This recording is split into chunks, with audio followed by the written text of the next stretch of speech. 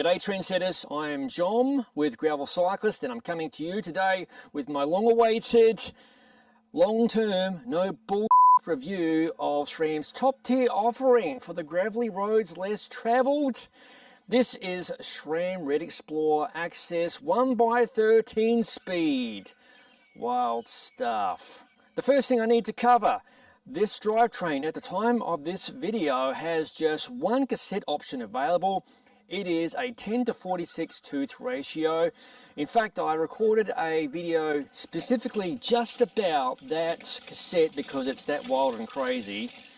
Definitely check out that video, which is linked in the description below. The list of unique components making up this group set is somewhat small. For example, the shifter brake levers and the brake calipers, they are part of the road-going 12-speed group set that SRAM launched earlier in 2024, but obviously they play nicely with this gravel group set, and I'll cover those later in the video. For now, let's kick off covering the gravel-centric components that make up this drivetrain. Meet the SRAM RED XPLR AXS rear derailleur.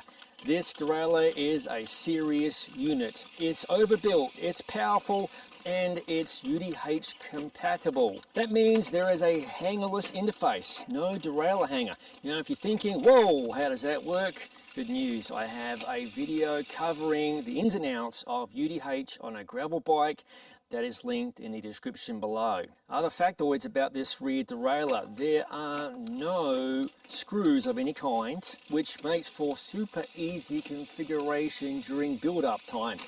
Naturally, I have a video of the build process of this beautiful number 22 Drifter Adventure bike with this group set, handily put together by my good mate Pete of Brickyard Bike Company in Phoenix City, Alabama, just across the river from Columbus, Georgia, the Chattahoochee River that is.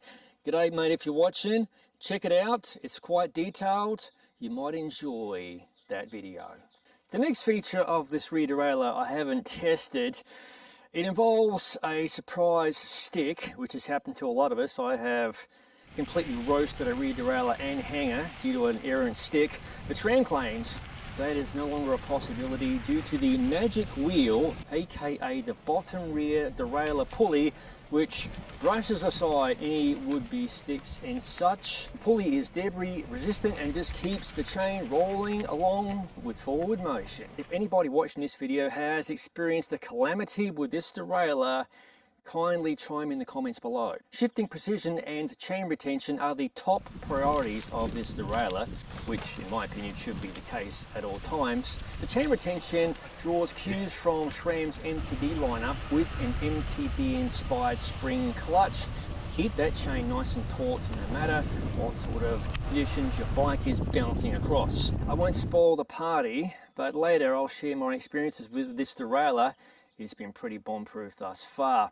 The rear derailleur leverages SRAM's long-standing battery technology seen across every variant of SRAM rear derailleurs for electronics, whether it be Apex, Force, Red, etc. In fact, that battery design harkens way back to the OG Red system for 11-speed.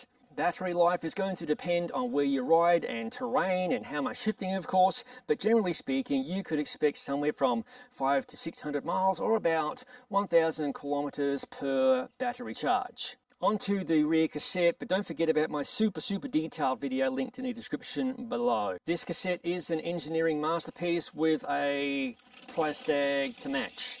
I hope you're sitting down because it's priced at US $600, which is absolutely bonkers for a consumable item. This cassette has a 460% range across 10 cogs. Here they are listed on screen.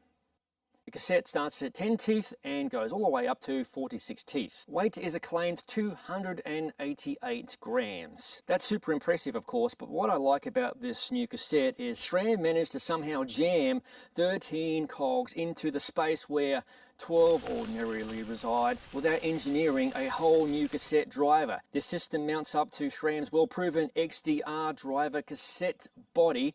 And another interesting fact, the cogs are spaced for 12-speed, and this cassette is compatible with flat top chains, any flat top chain that is, from SRAM's road-going architecture. The chain on this bike happens to be the latest variant of the 12-speed chain by SRAM. Over to the Crankset, which I feel is way too nice to be banged up on gravel, but I've done exactly that. The red all-carbon Crankset with hollow arms arrived into my possession with the optional power meter spider, which is accurate to a claimed 1.5% plus or minus. The power meter is not the focus of this review, that may come later. Chain rings for this Crankset range from 38 teeth up to 46 teeth. And there's a very impressive range of lengths. You've got 160, 165, 167.5, 170, 172.5 and 175 millimeters. Plenty of bases covered by a big name manufacturer. That's the gravel specific components of this Groupset covered. Now let's talk about these spanky shifter and brake levers and calipers. These are the RED AXS HRD shifter brake levers, and their architecture has been completely overhauled. These brake levers offer true one-finger powerful braking with excellent modulation and truly independent reach and contact point adjustment. Another new feature on these shifter brake levers is what's called the bonus button, which you actuate with your thumbs, and you can pair that to ANT Plus devices. Overall, SRAM claimed to have dropped 83 grams off a set of levers, and of course there's plenty of carbon fiber to go around. Next up, for those unaware of how eTap works, here's a quick overview of the system. It's super simple. The left shifter paddle button shifts the rear derailleur up the cassette, and the right shifter paddle button shifts down the cassette. The derailleur shifts as fast as you can push buttons, although there is a multi-shift function if so inclined. You can program all of that goodness inside the SRAM Access app. I personally find slamming the button to be much more effective and satisfying if jamming gears is your thing. And for example, if you have an Access compatible dropper seat post, you could utilize the double press function of the shifters to drop, raise the seat post, etc.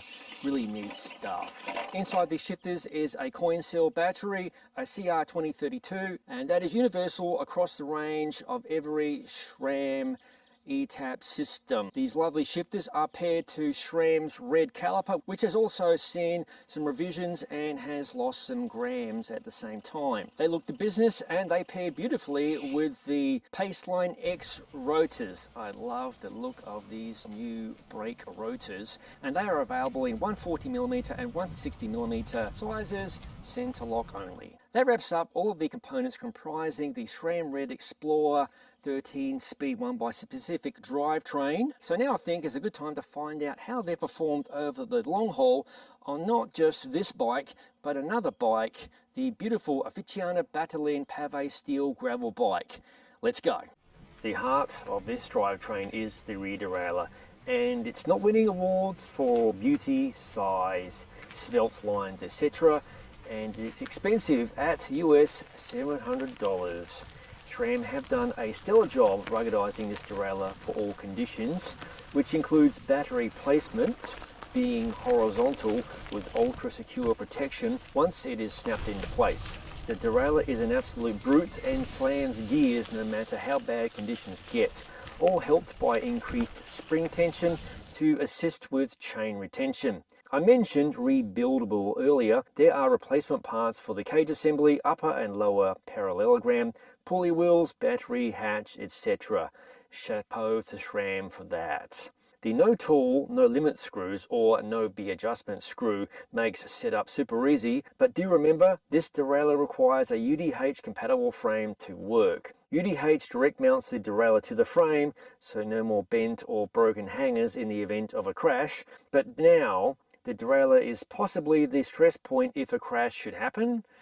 Chime in below with your thoughts on that matter. Shifting on the only cassette option of 10 to 46 is fast and accurate. Sublime really, it never misses a beat. I gave zero thought to the shifting, it just works every time. On that subject, I'd like to see two things happen here from SRAM HQ.